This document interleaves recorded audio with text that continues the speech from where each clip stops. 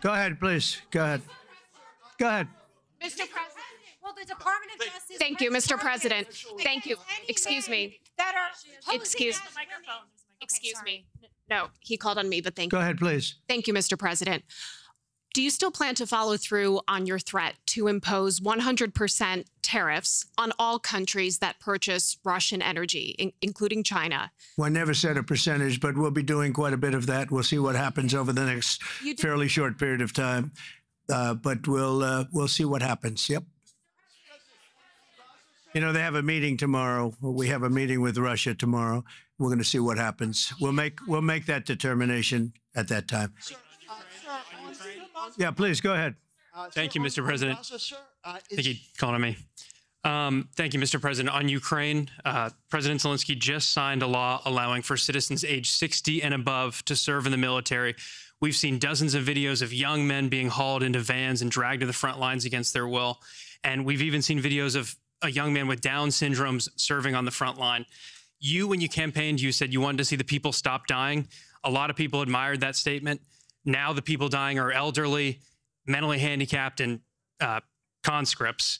So even if a ceasefire doesn't work out, why should Americans continue to fund a foreign military that's scraping the bottom of the barrel of its population like this? Well, you have to understand, very importantly, this is Biden's war. This is not my war. I'm here to get us out of it. It's a mess, and I'm here to get us out. I haven't heard that when you say about 60-year-old men and, you know, et cetera. But this is Biden's war, and we're working very hard to get us out. I stopped 5 wars in the last 5 months, actually, and I'd like this to be the 6th, frankly, and that doesn't even include Iran, with, you know, obliterating their nuclear haul, because they would have had nuclear weapons within 2 months.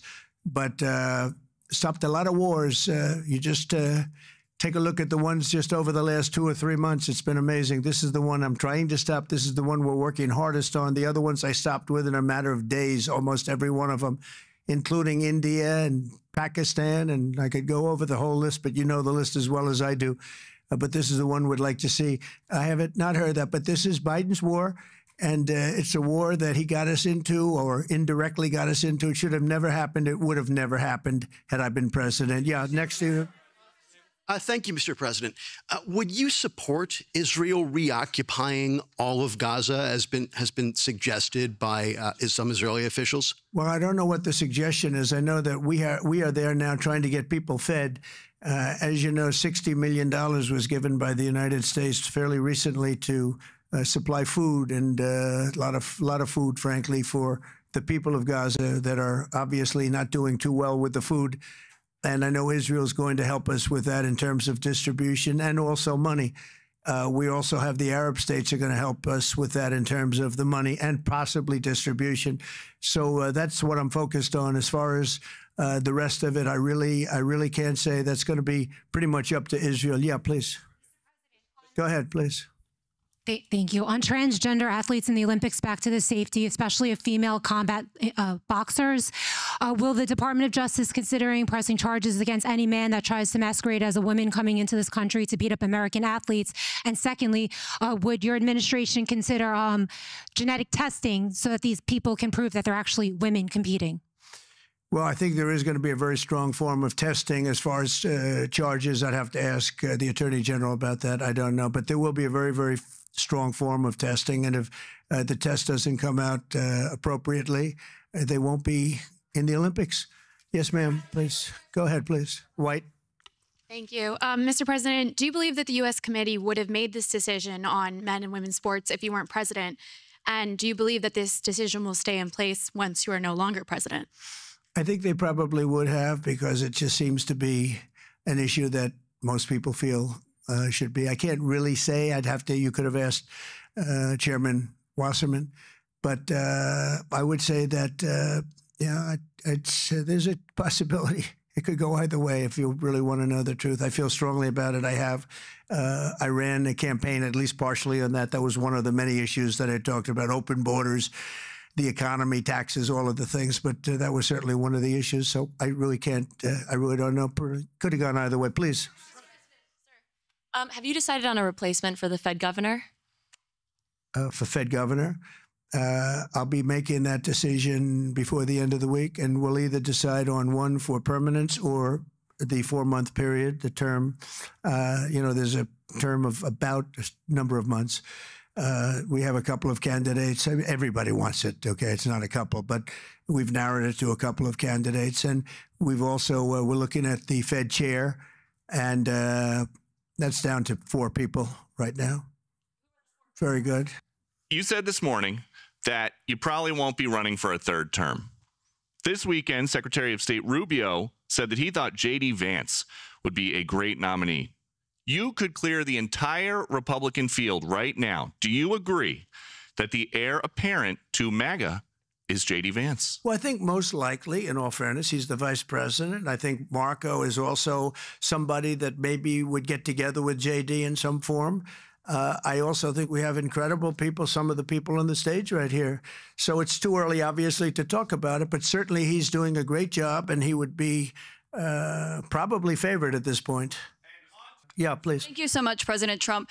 2 questions for you. One, were you aware of and did you personally approve the prison transfer for Ghislaine Maxwell that your Justice Department? I didn't know about it at all. No, I read about it just like you did. And do you believe that she is? It's not a very uncommon thing. Do you believe that she's credible to be listening to? Your Deputy Attorney General sat down with her recently. Well, let me tell you, he's a very talented man. His name is Todd Blanche. He's a very legitimate person, very high. I just a very highly thought of person, respected by everybody. And I didn't talk to him about it, but I will tell you that whatever he asked would be totally appropriate, and it's not an uncommon thing to do that. And I think he probably wants to make sure that, people that should not be involved or aren't involved are not hurt by something that would be very, very unfortunate, very unfair to a lot of people. But I will say this, Todd Blanche is one of the most highly respected people you'll ever meet. So I know this. I didn't discuss it with him, but anything he talked about with her or the fact that he did that, not unusual, number one, and most importantly is something that would be totally above board. Please. Yeah, please, go ahead. Thanks, Mr. President. Mr. President, how much more would you like DOJ to cut from the federal government? Well, it's not so much DOJ anymore. And by the way, I have to say that somebody from DOJ was very badly hurt last night. You saw that. A young man who was beat up by a bunch of thugs in D.C. And either they're going to straighten their act out in the terms of government and in terms of protection, or we're going to have to federalize and run it the way it's supposed to be run. But it's not a question of DOJ. We have great people, secretaries and all, working with DOJ and cutting with I said with a scalpel as opposed with an axe. They're cutting with a fine-tooth comb, and they're getting rid of people that aren't doing their job or bad people or bad things, bad policy, et cetera, et cetera. And I think we've been very successful in that. And there's more cutting to do, but there's also more getting. We want smart people in government. Our country is doing great. I think we are doing probably, maybe in many ways, better than we've ever done before. We're taking in trillions, not billions, trillions and trillions of dollars from other countries who, for years, took advantage of us. They took advantage of the United States like we were children, and that's not happening anymore. Now they're paying a lot of money, and they're paying hundreds of billions of dollars. Individual countries paying hundreds of billions of dollars. You're seeing what everybody else is seeing. And we have a lot of things we can do. One of the questions asked of me this morning is, are you going to make a dividend to the people? And the purpose of what I'm doing is primarily to pay down debt, which will happen in very large quantity. But I think there's also a possibility that we're taking in so much money that we may very well make a dividend to the people of America. Thank you all very much. Thank you. Thank you very much. Thank you. On your bank tomorrow, sir?